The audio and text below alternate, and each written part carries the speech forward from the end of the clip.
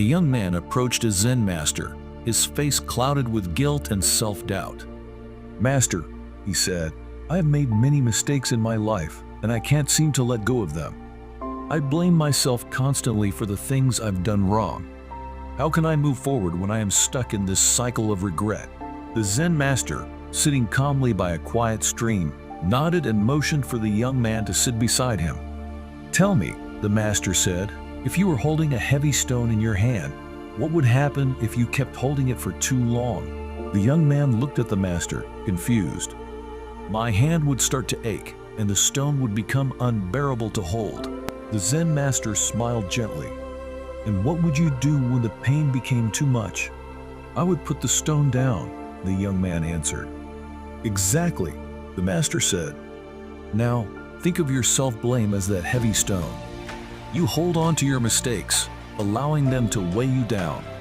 But just as you would put the stone down when it becomes too much to bear, you must also release your guilt.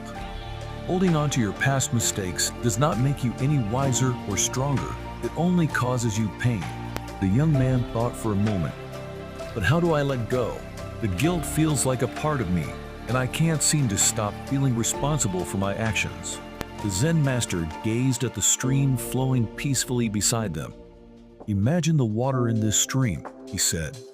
"It flows without hesitation, without looking back. It does not hold on to the past or blame itself for the rocks it passes over. The water simply flows forward, knowing that the next moment is always waiting." "Are you saying I should forget my mistakes?" the young man asked. "Not forget," the master replied, "but recognize that your mistakes are like the rocks in the stream, something that is passed through, not something to cling to. Each moment offers a new opportunity to choose differently, to act with greater wisdom. You are not defined by your mistakes, but by the choices you make from this point onward." The young man sat in silence, reflecting on the master's words. He felt the weight of his self-blame slowly begin to lift, as if he were releasing the heavy stone from his hand. In that moment, he understood that by continuing to blame himself, he was only tying himself to the past, unable to move forward. The Zen master stood and began to walk along the stream. "Remember," he said, "you are like the water. When you stop holding on to blame, you will flow freely, unburdened by the past, and open to the possibilities of the present." The young man watched the water as it flowed effortlessly past him, feeling a sense of peace settle over him.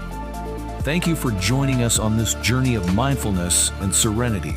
If you'd like to stay connected and receive more updates, please subscribe